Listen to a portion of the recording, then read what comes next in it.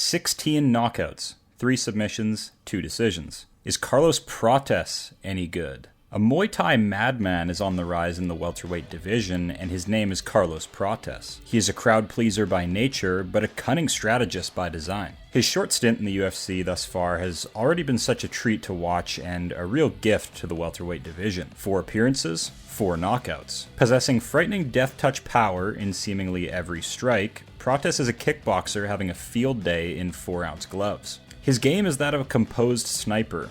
Long weapons, brutal consequences. He'll oblige an ugly brawl, just to get his opponent comfortable in his range, then he'll get creative. But sometimes success in MMA is about the marathon and not the sprint. Time in the cage is the ultimate teacher, and Prates prefers a quick night at the office. So buckle up for this one.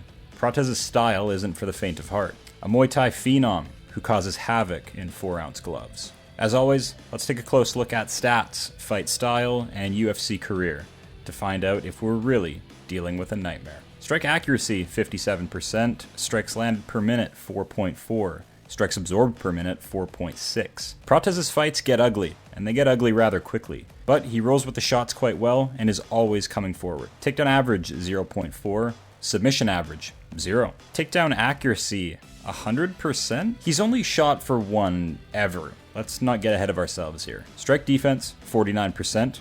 Concerning. Takedown defense, 92%. So far so good, but he's fought nothing but strikers in the UFC, so this is one I'd keep an eye on. Knockdown average, 3.5. This is truly Prates' X factor. To have this kind of power and precision he has with his long frame makes him very dangerous for anybody.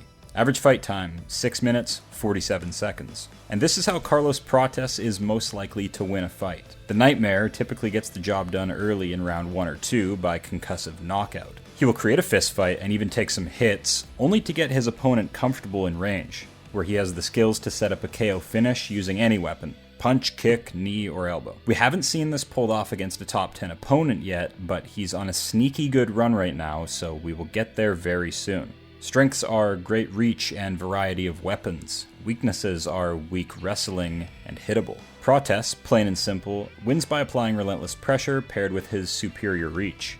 His long arms help for snagging necessary underhooks so he can keep the fight standing, where he can hunt for the chin and the liver as well.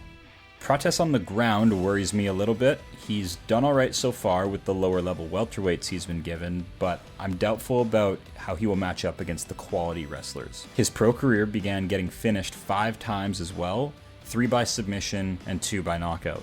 He's obviously improved, but 170 has a couple highly intelligent grapplers that I think could pose him real problems. Best performance was against Neil Magny. This is where we got to see how Prates ramps up the aggression once he's made a couple of key reads. Magny had a half-decent game plan in this fight, but ultimately failed to control Prates, get any respect in the striking realm, and was horrifically knocked out. I think we all know Magny is a smart fighter, but at 37 years old and not known for his grappling success, he was never going to win this fight. It took Prates only 4 minutes to trap Magny up against the cage and catch him. He did it by hand fighting, resisting clinch-ups, and suffocating forward pressure. Most fun was against Charles Radke. Now, this was a great little battle. Radke tried to get Carlos down, but couldn't get it done.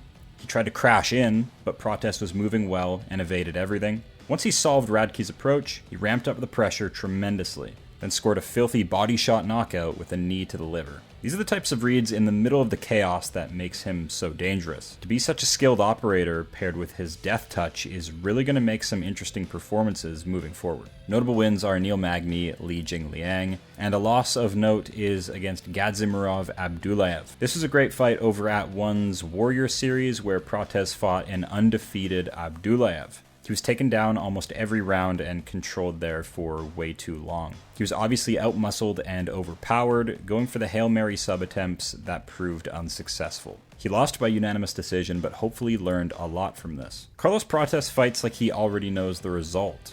Once he's made the right reads, he'll enter a rhythm of unrelenting violence. He's fighting serious contenders now who will put his defense and patience to the test. I think his early opponents played his game for him a bit too much. They failed the early grappling attempts and went into the striking with him nervous and tentative. Ian Gary is a striking specialist who we know can go 5 rounds and will grapple. But will Prates' aggression and power continue to override patience and tactics? Carlos Prates is B tier. As always, take care and have fun. Understand fighting, and you understand everything. Now who's next? MMA makes no fucking sense, but I'm out here trying to put it all together. Until next time.